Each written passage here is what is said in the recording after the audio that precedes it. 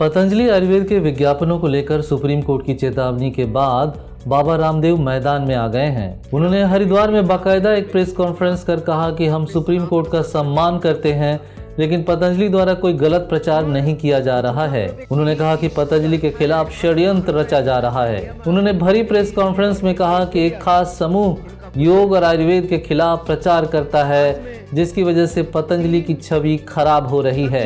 बाबा रामदेव का कहना है कि यदि हम गलत प्रचार कर रहे हैं तो सुप्रीम कोर्ट हम पर 10,000 करोड़ रुपए का जुर्माना लगाए और हम मृत्यु दंड के लिए भी तैयार हैं। प्रेस कॉन्फ्रेंस में उन्होंने और क्या क्या कहा, सुनिए। झूठा प्रोपेगंडा करोगे तो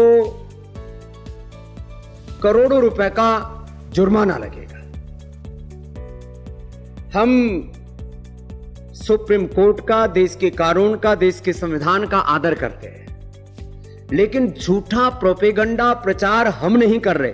एक ऐसे गिरोह ने, एक ऐसे गैंग ने, एक ऐसी संस्था बना रखी है, वो प्रोपेगंडा करते रहते हैं योग के खिलाफ, आयुर्वेद के खिलाफ, नेचुरोपैथी के खिलाफ, अपने सनातन सांस्कृतिक मूल्यों के खिलाफ। सिंथेटिक वर्ल्ड में किसी चीज का यदि क्योर नहीं है तो ये कहना कि योग में, आयुर्वेद में, नेचुरोपैथी में जो हम integrated and evidence based treatment system से बीमारियों को कंट्रोल यानी क्योर करते हैं, ये झूठ नहीं है, ये सच है। यदि हम झूठे हैं तो हमारे ऊपर सैकड़ों नहीं हजारों करोड़ का जुर्माना लगाएं और हमें डेथ पेनल्टी भी दें तो हमें स्वीकार है। लेकिन यदि हम झूठ नहीं बोल रहे हैं तो जो झूठे प्रोपेगंडा कर रहे हैं उनके ऊपर दंड लगाओ, उनके ऊपर जुर्माना लगाओ। लेकिन ये प्रोपेगंडा कि पतंजलि झूठा प्रचार कर रहा है, पतंजलि झूठा प्रचार नहीं कर रहा। मॉडर्न मेडिकल साइंस में कुछ तामसिक और राजसिक किस्म के लोग हैं जिनको मैंने कई बार मेडिकल माफिया तक कहा है, ड्रग माफिया, फार्मा माफिया कहा है। अब उनको मिर्ची लग गई। यदि इंसुलिन बनाने वाले को यदि नोबेल पुरस्कार मिल सकता है तो छुड़ाने वाले को तो डबल नोबेल मिलना चाहिए, और हमको झूठा बोला जाता है। हम इस तरह के प्रोपेगंडा के खिलाफ पहले से भी खड़े थे, आज भी खड़े हैं। हमारे पास प्रूफ है, हमारे पास रियल वर्ल्ड एविडेंस है, हमारे पास क्लिनिकल एविडेंस है। मॉडर्न मेडिकल साइंस में कहते हैं कि हड्डियों के कार्टिलेज डिजनरेट हो जाए, लिवर किडनी डिजनरेट हो जाए, उसको रिजुवेनेट नहीं किया जा सकता।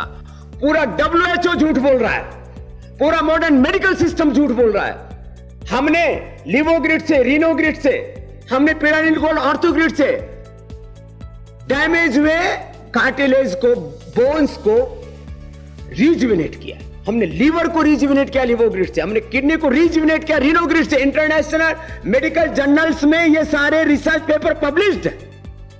इससे बड़ा और क्या प्रमाण चाहिए? हमने हार्ट डिजीज को रिवर्स किया है। दिक्कत यह हो रही है कि जो मॉडर्न मेडिकल साइंस से नहीं हुआ वो योग, आयुर्वेद और नेचुरोपैथी से कैसे हो सकता है? अरे इसका स्वागत होना चाहिए या इसका तिरस्कार होना चाहिए? इसके ऊपर जुर्माना लगाना चाहिए कि इसके लिए प्रोत्साहन देना चाहिए? हमको नहीं चाहिए पद्मश्री, पद्म भूषण, पद्म विभूषण, भारत रत्न, हमको नहीं चाहिए नोबेल पुरस्कार। लेकिन जो है हमारा ऋषियों का ज्ञान, विज्ञान, प्रज्ञान और आविष्कार और उपचार और उपकार की भावना से जो हमारे ऋषियों ने काम किया, हम उसको आगे बढ़ा रहे हैं। सुप्रीम कोर्ट से भी हम आग्रह करेंगे कि हमको अवसर दिया जाए। मैं आज तक कोर्ट के सामने पेश नहीं हुआ कभी, लेकिन खुद सुप्रीम कोर्ट के सामने पेश होने के लिए तैयार हूं। मैं अनुमति मांगूंगा कि मुझे पूरे रिसर्च एंड एविडेंस के साथ, रियल वर्ल्ड एविडेंस के साथ, क्लिनिकल एविडेंस के साथ हमको वहां अवसर दिया जाए कि हम पेशेंट को प्रस्तुत कर सकें, अपने रिसर्च पेपर्स को प्रस्तुत कर सकें। और 1940 में जो एक drug and magic remedy act बना था, उसकी खामियों को हम उजागर कर सकें। उसके खिलाफ भी हम कोर्ट में जनहित याचिका जारी करेंगे कि ये एलोपैथी की तरफ से जो झूठ फैलाया जा रहा है, मॉडर्न मेडिकल साइंस की तरफ से जो झूठ फैलाया जा रहा है, इस झूठ का पर्दाफाश होना चाहिए।